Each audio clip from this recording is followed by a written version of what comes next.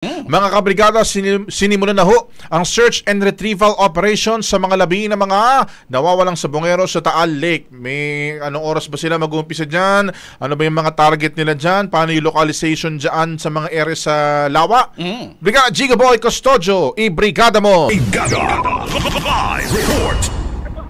Brigada Gab, andito ako ngayon sa Laurel, Batangas. Dito yung staging area malapit sa fish cage kung saan umanapon yung mga labi ng mga luwawal sa bungero. Basing na rin yan sa revelasyon ng whistleblower na si Julie Patidongan o si alias Totoy. Alas 7:30 na tumulak ang PCG divers sa area. Dala-dala yung mga diving equipment na gagamitin sa search and retrieval operations. Pero sa ngayon, wala pa silang remotely operated vehicle o ROV na gamit dahil nasa national headquarters pa ito ng PCG. 30 divers ng PCG yung magsasalitan sa paghahanap ng mga missing sa bungeros. Tuloy-tuloy na itong operasyon hanggang sa makumpirma kung meron ba talaga o walang mga labi na mga sabongero dito sa Taal Lake. Pero hindi ito 24/7 dahil sa kondisyon ng tubig ng lawa. At syempre, para na rin sa kaligtasan ng mga divers, may nakalap din tayo na impormasyon na darating dito ngayon sa Laurel, Batangas, yung pamilya ng mga nawawalang sabongero.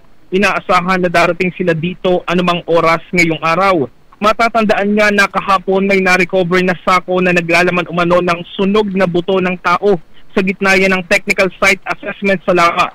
Samantala, pagdating naman sa lagay ng panahon, napaka-unpredictable ng weather dito, maaraw tapos biglang uulan. At ngayon nga ay kakabalik lamang ng unang batch ng mga divers na sumisid sa Lawa. Regarding naman sa naging resulta ng kanilang pagsisid ay wala pa tayong impormasyon dahil sa hinihintay pa natin hanggang sa mga oras na ito si PCG Southern Tagalog District Commander Commodore Jeronimo Tuvilla. Siya kasi ang magbibigay ng statement kaugnay dito sa diving operations. Brigada Gab and Brigada At. Salamat, Gigo. Maraming salamat. In the heart of changing lives, ako si Brigada Gigo Custodio ng 105.1 Brigada News of Manila, the Music News Authority.